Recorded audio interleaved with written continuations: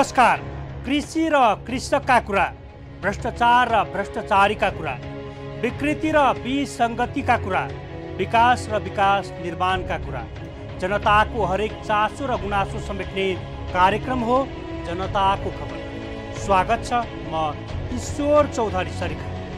आज हामी देशैभरि फेरि पूर्व राजा र राजतन्त्रको पक्षमा गुन्जिन थालेको आवाजको विषयमा कुरा गर्दैछौँ। हो, पछिल्लो समय कोरोना कहरमा पनि देशको विभिन्न स्थानमा पूर्व राजाको पक्षमा र्यालीदेखि विभिन्न कार्यक्रमको आयोजना हुँदै आएको छ। राजतन्त्रको पक्षमा हजारौं नागरिक सडकमा उत्रिन थालेपछि अहिले राजनीतिक दलका नेतादेखि सरकारलाई चर्को दबाव परेको छ। 2062-63 सालको जनआन्दोलनको अगाडि 240 वर्षे राजतन्त्र बुढा टेकेको थियो। राजतन्त्र विरुद्ध भएको जनआन्दोलनको 1.5 दशकपछि पुनः राजतन्त्र फर्काउने आवाजहरू भड्किन थालेको छ। हुन त राजतन्त्र हुनुपर्छ, राजालाई पुनः बहाली गर्नुपर्छ भन्ने माग 14 वर्षदेखि नै हामी सुन्दै आएका थियौँ। यद्यपि राजतन्त्रको पक्षमा भने केही राजावादीहरू र केही राजनीतिक दल एजेन्डा बनाएरै राजतन्त्रको वकालत गर्दै आएको छ। यो रिपोर्ट हेर्नुहोस्।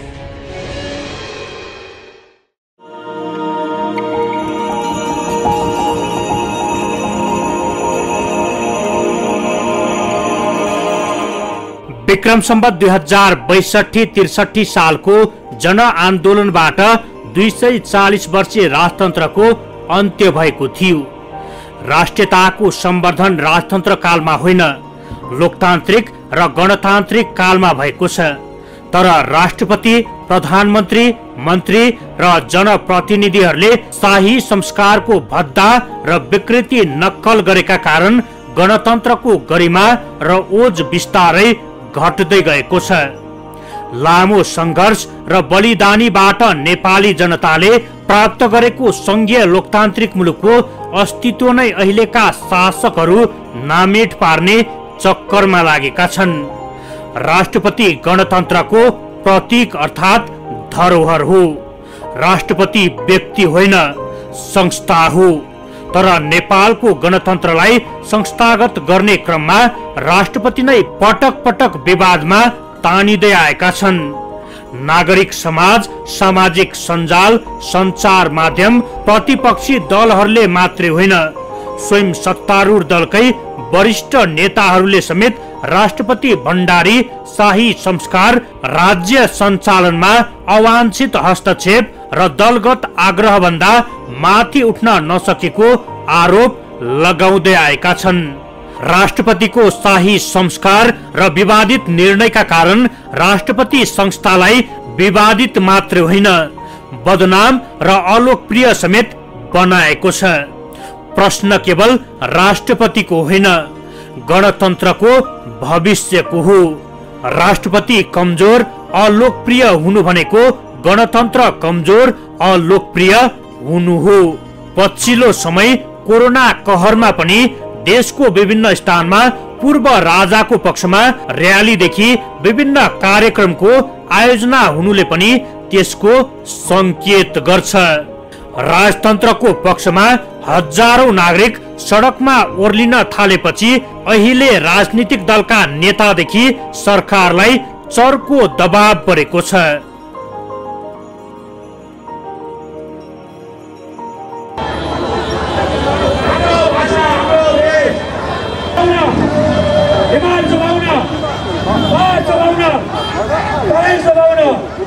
धर्म बचाउन, संस्कृति बचाउन चाहियो। गणतन्त्र जिन्दाबाद, गणतन्त्र मुर्दाबाद, गणतन्त्र जिन्दाबाद, गणतन्त्र मुर्दाबाद। हाम्रो राजा हाम्रो देश, हाम्रो राजा हाम्रो देश। राजतन्त्र विरुद्ध भएको जनआन्दोलन भएकी करिब 1.5 दशकपछि पुनः राजतन्त्र फर्काउने आवाजहरू घन्किन थालेको छ। हुन त राजतन्त्र हुनुपर्छ, राजालाई पुनः बहाली गर्नुपर्छ भन्ने माग विगत 1.5 दशकदेखि नै हामी सुन्दै आएका छौं। यद्यपि राजतन्त्रको पक्षमा भने केही राजावादीहरू र केही राजनीतिक दल एजेन्डा बनाएरै राजतन्त्रको वकालत गर्दै आएको थियो। नेपाली जनताले राज संस्था अन्त्य गरी अर्को त्यस्तै संस्थाको परिकल्पना गरेका थिएनन्। गणतान्त्रिक शासन, संस्कार र शैलीको अपेक्षा गरेका थिए। तर राजदरबारबाट शीतल निवास र राजाबाट राष्ट्रपति गरी भूगोल र स्वरूप परिवर्तन भए पनि शासन, शैली र संस्कार मौलिक रूपमा परिवर्तन भएन। त्यसैले होला अहिले गणतन्त्रको विरुद्ध र राजतन्त्रको समर्थनमा मानिसहरू सडकमा आउन थालेका छन्।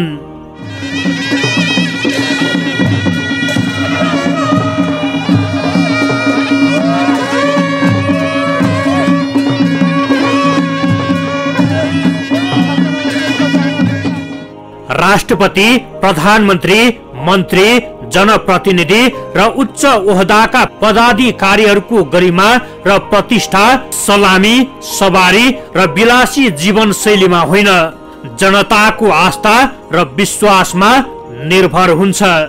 तर राष्ट्रपतिले उक्त वास्तविकतालाई आत्मसात गरेको देखिएन। आर्थिक विकास, सामाजिक रूपान्तरण, सुशासन र विकासका दृष्टिले गणतान्त्रिक कालखण्ड पनि निराशाजनक देखिएको छ।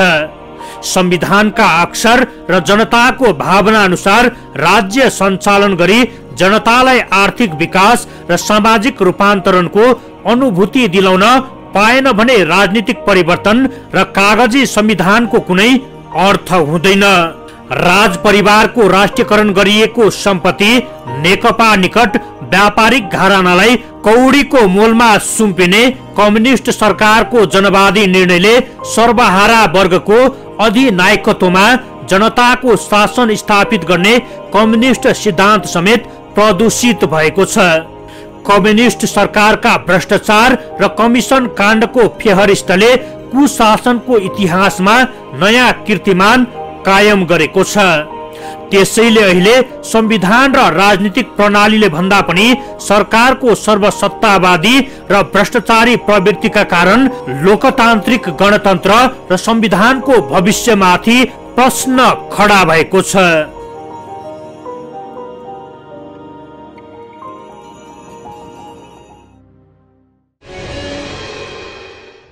दुई 2062 र 63 मा तत्कालीन 7 राजनीतिक दल र माओवादी बीचको सहकार्यमा भएको जनआन्दोलनको बलमा स्थापित गणतन्त्र विरुद्ध र राजतन्त्रको समर्थनमा अहिले प्रदर्शन हुन थालेको छ। केही सातायता राजतन्त्रको पक्ष र गणतन्त्रको विरोधमा देशको विभिन्न स्थानमा प्रदर्शन हुँदै आएको छ। प्रदर्शनकारीले राजतन्त्रको पक्षमा नारा जुलुस गर्दै आएका छन्। गणतन्त्रका लागि भएको सङ्घर्ष, चाहे त्यो जनयुद्ध होस् या जनआन्दोलन, हजारौंले आफ्नो जीवन बलिदान गरेका छन्। हजारौं अहिले पनि घाइते छन्। अहिले राजावादीहरू राजतन्त्रको पक्षमा अभूतपूर्व रूपमा सङ्गठित भएर गणतन्त्रको विरोध र राजतन्त्रको समर्थनमा प्रदर्शन गर्दै आएको छ। यसले अहिले राजनीतिक दल र सरकारको टाउको दुखाएको विषय बनेको छ। प्रसङ्ग बाँकी नै छ, एकैछिनको विश्राम।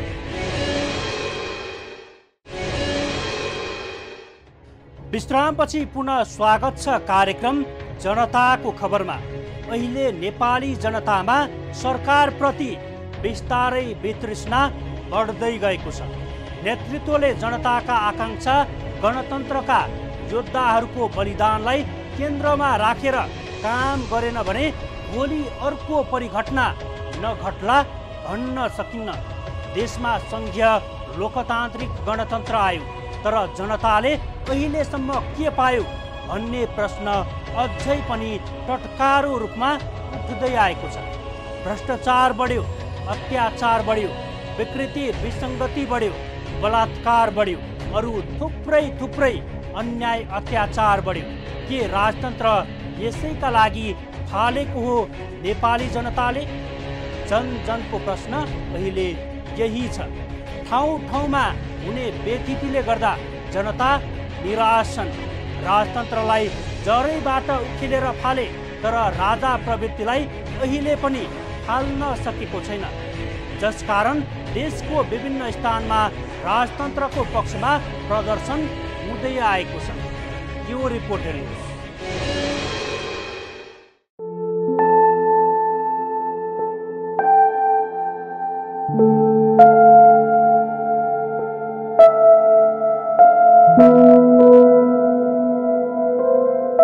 पछिल्लो समय गणतन्त्रको विपक्ष र राजतन्त्रको पक्षमा भएको विभिन्न कार्यक्रमले राजनीतिक दलदेखि सरकारसम्मलाई हल्लाइदिएको छ। मंगलबार प्रधानमन्त्री निवास बालुवाटारमा बसेको सर्वदलीय बैठकले पनि पुष्टि हुन्छ कि राजनीतिक दल र सरकार राजावादीसँग कति डराएका छन् भन्ने कुरा। तर प्रमुख प्रतिपक्षी नेपाली कांग्रेसका नेतादेखि राजतन्त्रको वकालत गर्ने राप्रपाका नेताहरूले सरकारकै कमी कमजोरी औल्याएको छ।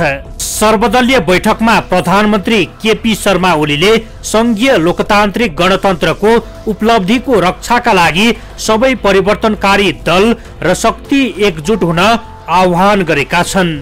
सर्वदलीय बैठकमा प्रधानमन्त्री ओलीले पछिल्ला दिनमा प्रतिगमनका नाममा भएका संविधान विरोधी र हिंसात्मक गतिविधि सह्य नहुने भन्दै त्यसका विरुद्ध एकताबद्ध भएर अघि बढ्न आह्वान गरेका छन्।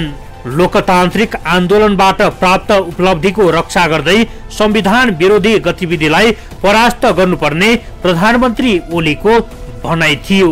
प्रधानमन्त्रीको यी भनाइ र आह्वानले पनि सरकार कति आतिएको छ भन्ने कुरा प्रश्न हुन्छ। तर बैठकमा अधिकांश सहभागीहरूले सरकारले जनतालाई चित्त बुझाउन नसकेर र संविधानलाई ठीक ढंगले लागू गर्न नसकेकोले पछिल्लो गतिविधि भएको धारणा राखेका थिए। कांग्रेसका नेताहरूले सडकमा देखिएको प्रदर्शन सरकार प्रतिको असन्तुष्टि भएको बताएका थिए।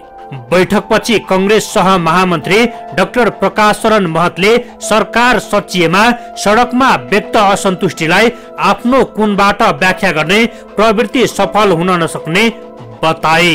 राज्यको जुन चाहिँ लोकतान्त्रिक संस्था छ, जुन लोकतान्त्रिक संविधान हामी सबैले बनायौं, त्यसको जुन चाहिँ मर्म छ त्यो मर्मलाई पनि कमजोर गर्ने जुन प्रयास भएको छ र दमनकारी काम जुन चाहिँ तनहुँमा रामचन्द्र पौडेल जी हाम्रो वरिष्ठ नेतालाई त्यहाँ रोकेको, छेकेको, थुनेको कुरा त एउटा चाहिँ यसको चाहिँ यो प्रतीक हो र देशभरि आम जनतादेखि लिएर विपक्षी दलका नेता कार्यकर्ताहरूले त्यो दमन भोगिरहेको, त्यस्तै गरेर चाहिँ यो विभिन्न अध्यादेश मार्फत देशलाई चलाउन खोजेको र यो संसद पनि नबोलाइएका यी तमाम विषयलाई हामीले गम्भीर रूपमा उठायौं। सर्वदलीय बैठकमा राष्ट्रिय प्रजातन्त्र पार्टी राप्रपाले राजावादीहरूको आन्दोलनमा नैतिक समर्थन रहेको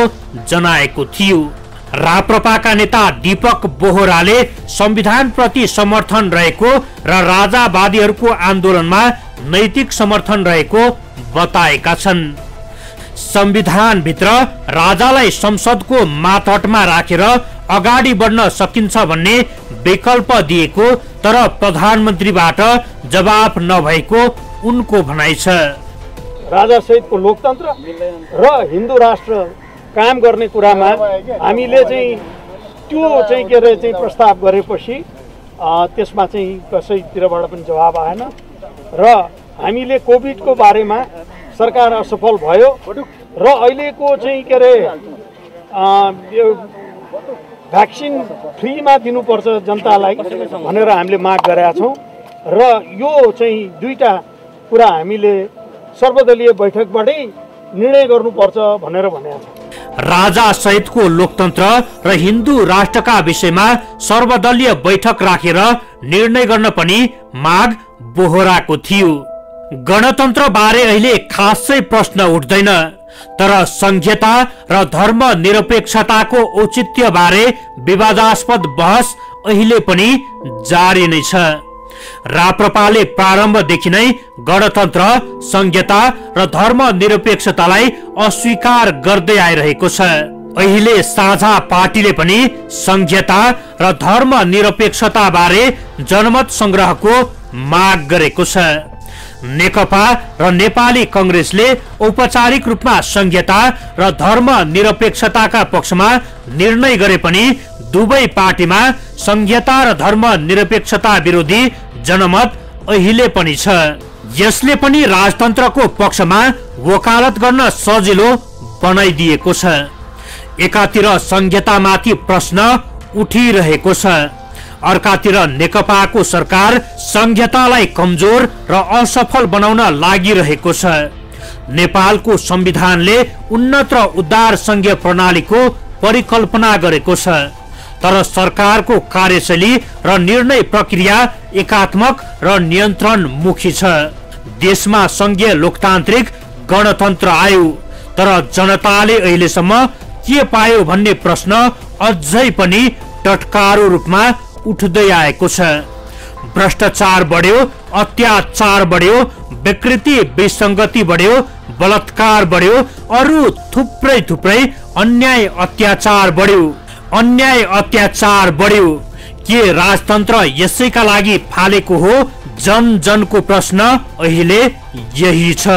ठाउँ ठाउँमा हुने बेथितिले गर्दा जनता निराश छन्।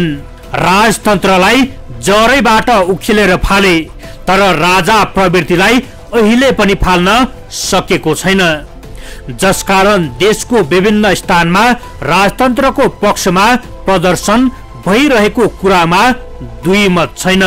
पछिल्लो समय कोरोना कहरमा पनि देशको विभिन्न स्थानमा पूर्व राजाको पक्षमा र्यालीदेखि विभिन्न कार्यक्रमको आयोजना हुँदै आएको छ। राजतन्त्रको पक्षमा हजारौं नागरिक सडकमा उत्रिन थालेपछि अहिले राजनीतिक दलका नेतादेखि सरकारलाई चर्को दबाव परेको छ।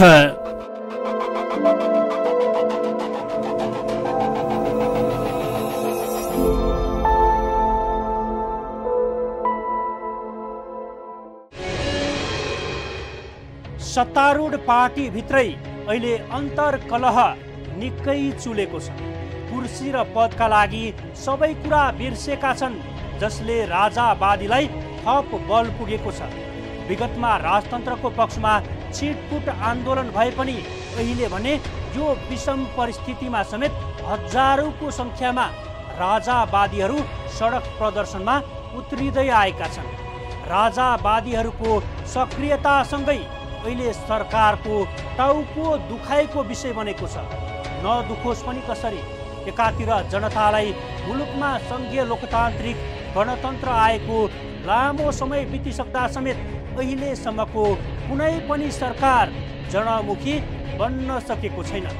जनतालाई सन्तुष्ट पार्न नसकेकै कारण सरकार प्रतिको बेतृष्णा जागिरहेको कुरामा दुई मत छैन र राजतन्त्रको समर्थनमा जनताको सहभागी बिस्तारै बढिरहेको छ। जहानिया राणा शासनदेखि 240 वर्ष राजतन्त्रको अन्त्य गर्न यही जनताको साथ लिनु परेको थियो। हो, त्यति बेला पनि शासकहरू जनतामुखी नभएकै कारण सडकमा आउनु परेको थियो। अहिले पनि लामो सङ्घर्षपछि मुलुकमा संघीय लोकतान्त्रिक सरकार आएको छ, तर रवैया भन्ने अझै पनि तेरिएको छैन। प्रसङ्ग बाँकी नै छ। एकैछिनको विश्राम।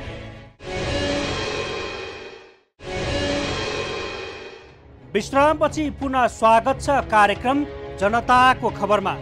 मंगलबार मात्रै प्रधानमन्त्री निवास बालुवाटारमा बसेको सर्वदलीय बैठकले पनि राजतन्त्रको पक्षमा भइरहेको प्रदर्शनले सरकार आतेको कुरा प्रष्ट हुन्छ। बैठकमै प्रधानमन्त्री केपी शर्मा ओलीले संघीय लोकतान्त्रिक गणतन्त्रको उपलब्धिको रक्षाका लागि सबै परिवर्तनकारी दल र शक्ति एकजुट हुन आह्वान गरेका छन्। पछिल्ला दिनमा प्रतिगमनका नाममा भएका संविधान विरोधी र हिंसात्मक गतिविधि सह्य नहुने भन्दै यसका विरुद्ध एकताबद्ध भएर अघि बढ्न भनेका छन्। तर सर्वदलीय बैठकमा अधिकांश सहभागीहरूले सरकारले जनतालाई चित्त बुझाउन नसकेर र संविधानलाई ठिक ढङ्गले लागू गर्न नसकेकोले पछिल्लो गतिविधि भएको धारणा राखेका थिए। कांग्रेसका नेताहरूले सडकमा देखिएको प्रदर्शन सरकारप्रतिको असन्तुष्टि भएको बताएका थिए। सरकार सचिवमा सडकमा व्यक्त असन्तुष्टिलाई आफ्नो कोणबाट व्याख्या गर्ने प्रवृत्ति सफल हुन नसक्ने पनि बताएका छन्। तर सर्वदलीय बैठकमा राष्ट्रिय प्रजातन्त्र पार्टीले राजावादीहरूको आन्दोलनमा नैतिक समर्थन रहेको जनाएको थियो। संविधानभित्र राजालाई संसदको मातहतमा राखेर अगाडि बढ्न सकिन्छ भन्ने विकल्प दिएको, तर प्रधानमन्त्रीबाट जवाब नआएको बताएका छन्। यसले पनि राजनीतिक दलहरू बीचमै द्विकितता देखिएको छ भन्ने पनि स्पष्ट हुन्छ। यो रिपोर्ट हेर्नुहोस्।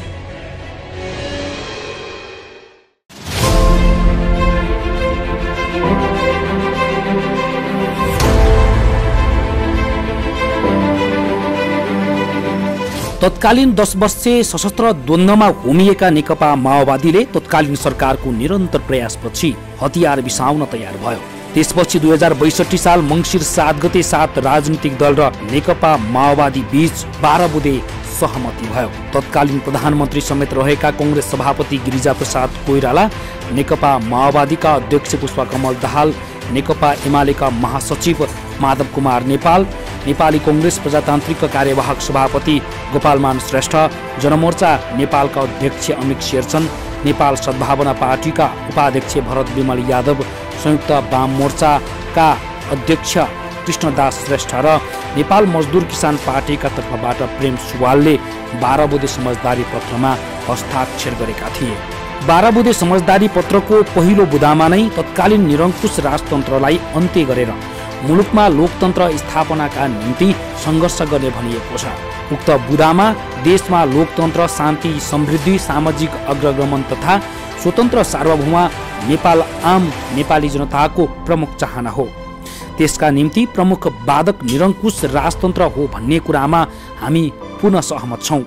निरङ्कुश राजतन्त्र अन्त्य गरेर पुनः लोकतन्त्र स्थापना नगरेसम्म देशमा शान्ति, प्रगति र समृद्धि सम्भव छैन भन्ने हाम्रो स्पष्ट धारणा छ। त्यसैले निरङ्कुश राजतन्त्र विरोधी सम्पूर्ण शक्तिहरूले निरङ्कुश राजतन्त्रका विरुद्ध आफ्ना ठाउँबाट प्रहार केन्द्रित गर्दै देशव्यापी लोकतान्त्रिक आन्दोलनको आँधीबेहरी निर्माण गरेर निरङ्कुश राजतन्त्रलाई अन्त्य गरी पुनः लोकतन्त्र स्थापना गर्ने समझदारी भएको हो। बिस्तारै तत्कालीन राजनीतिक दलहरू सोही बमोजिम अगाडि बढ्दै गयो। तत्कालीन राजा ज्ञानेन्द्र शाह सरकारको पक्ष विपक्षमा अहिलेका नेताहरू कित्ता कित्तामा विभाजित भए। 240 वर्षसम्म शासन गरेका राज संस्था फ्याँक्न त्यति सहज थिएन, तर बिस्तारै राज संस्था विरुद्ध जनमत बन्दै गयो। अन्ततः नेपाली जनता राज संस्था अन्त्यका लागि एकमत भए। 2062 साल चैत 24 गतेदेखि 2063 साल वैशाख 11 गतेसम्म नेपाली जनता सडकमा ओर्लिए। निरन्तर 19 दिनसम्म चलेको सडक सङ्घर्ष त्यति सहज थिएन। 19 दिनसम्म चलेको शान्तिपूर्ण जनआन्दोलन नेपाली जनताको अपार सहभागिताले यसलाई एउटा निर्णायक बिन्दुमा पुर्याएको थियो। जनआन्दोलनले तत्कालीन राज संस्था ढालेर लोकतान्त्रिक गणतन्त्रको जग बसाल्यो। मुलुकमा लोकतन्त्रको स्थापनासँगै दोस्रो संविधान सभाको निर्वाचनबाट संविधान निर्माण गर्न सफल भयो। त्यससँगै अहिले संविधान बमोजिम मुलुक संघीयतामा गएको छ। संघीय सरकारको अहिले 2/3 सहित प्रधानमन्त्री केपी ओलीले नेतृत्व गरिरहेका छन्। यसरी नेपाली जनताले 2/3 सहित सत्ताको बागडोर सुम्पेका बीपी कोइरालापछि केपी ओली नै हुन्। नयाँ नेपाल निर्माणको सङ्कल्प सहित जनताको विश्वास जितेर 2/3 का साथ प्रधानमन्त्री बनेका वर्तमान प्रधानमन्त्री केपी शर्मा ओली नेतृत्वको सरकारको पालामा अहिले राजावादीहरू सर्वल आएका छन्। 7 दल बीच तत्कालीन समयमा 12 बुँदे समझदारी पत्रमा हस्ताक्षर गर्ने मुख्य पात्र पुष्पकमल दाहाल अहिले मुलुकको सबैभन्दा ठुलो पार्टी सत्तारूढ दल नेकपाका अध्यक्ष हुन्। स्थायी सरकार नेकपाकै भएका बेला फेरि बिस्तारै संविधानको मर्म विपरीत सडकमा राजा आऊ देश बचाऊ जस्ता नारा घन्किन थालेका छन्। एकातिर भारतसँगको सीमा विवाद, अर्कोतर्फ सत्तारूढ दलभित्रको कलह अनि कमजोर प्रतिपक्षका कारण मुलुकभित्र केही तत्त्वले कमजोरीको फाइदा लिन खोजिरहेको देखिन्छ।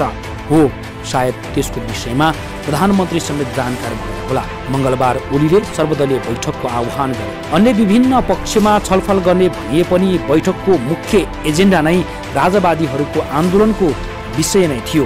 ओलीले पछिल्लो समय सडकमा उठेका विरोधका स्वरहरूलाई पार्टी र सत्ताको नेतृत्व बचाउने रक्षा कवचका रूपमा उपयोग गर्न भने असफल भए। यद्यपि उनले संघीय लोकतान्त्रिक गणतन्त्रको उपलब्धिको रक्षाका लागि सबै परिवर्तनकारी दल र शक्ति एकजुट हुनुपर्नेमा जोड दिएका थिए। कङ्ग्रेसका नेताहरूले प्रधानमन्त्री ओलीलाई सम्बोधन गर्दै यो तपाईँको कार्यशैली असफलता र दिशाहीनताको परिणाम स्वरूप तपाईँकै खिलाफमा देखिएको असन्तुष्टि हो भन्दै सचेत हुन आग्रह गरेका थिए। राजावादीहरूको माहौल बिस्तारै बनिरहेका बेला राष्ट्रिय प्रजातन्त्र पार्टीले राजावादीहरूको आन्दोलनमा नैतिक समर्थन रहेको जानकारी दिँदै संविधानभित्र राजालाई संसदको माताहतमा राखेर अगाडि बढ्न सकिन्छ भन्ने विकल्प अघि सारेका थिए। वास्तवमा भन्नुपर्दा वर्तमान ओली नेतृत्वको सरकार जनअपेक्षा अनुरूप काम गर्न असफल साबित भइसकेको छ। व्याप्त भ्रष्टाचार नियन्त्रणका लागि वर्तमान सरकार पूर्ण रूपमा असफल बनेको छ। राजस्व शैलीमा राष्ट्रपतिको तामझाम काण्डै काण्डमा सरकार चुर्लुममा डुब्दा समेत प्रधानमन्त्री नैतिक रूपमा त्यसको जिम्मेवारी लिन तयार छैनन्। प्रतिपक्ष पनि सत्तारूढ दलकै एक हिस्सा जसरी भाग बन्नमा सीमित देखिन्छन्। सत्तारूढ दलभित्रको विवाद चरम उत्कर्षमा छ। यो सरकारबाट नागरिकले अपेक्षा गर्न छोडिसकेका छन्। निराश जनता यसरी राजावादीको आन्दोलनमा होमिनु कुनै नौलो कुरा होइन। शासकहरूले नै सडकमा आउन बाध्य पारेका हुन्। त्यसैले हाम्रा नेताहरूले शासक होइन केवल शक्तिशाली त जनता हुन् भन्ने बिर्सनु भएन। व्यवस्था परिवर्तनका लागि जनता जागेको खण्डमा असम्भव छैन भन्न सकिन्न।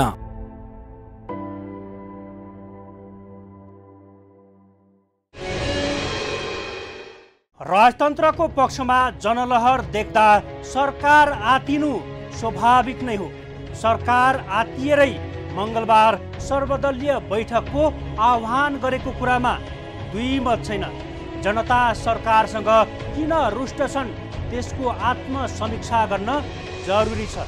जनताको चाहना के थियो, के भएन, अब के चाहन्छन् यतातिर बेलैमा सोच्न जरुरी छ। जनतालाई कमजोर ठान्ने दुस्साहस शासकहरूले नगरोस्। जनताले चाहेरै जहानिया राणा शासनको अन्त्य भयो। 240 वर्षीय राजतन्त्र ढल्यो। गणतान्त्रिक सरकारलाई सच्चिने मौका अझै छ।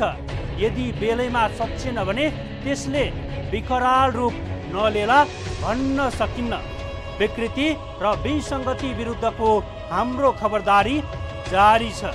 कोभिड-19बाट आफू पनि बचाऊ, अरूलाई पनि बचाऊ। यदि तपाईसँग कुनै सल्लाह, सुझाव र गुनासा छन् भने हाम्रो टेलिफोन नम्बर 01 54 30 222 मा सिधा सम्पर्क गरेर ती पाउन सक्नुहुनेछ। हवस् त अर्को हप्ता नयाँ विषयवस्तुका साथ पुनः उपस्थित हुने नै छौँ। त्यतिन्जेलसम्मका लागि बिदा दिनुहोस्। नमस्कार।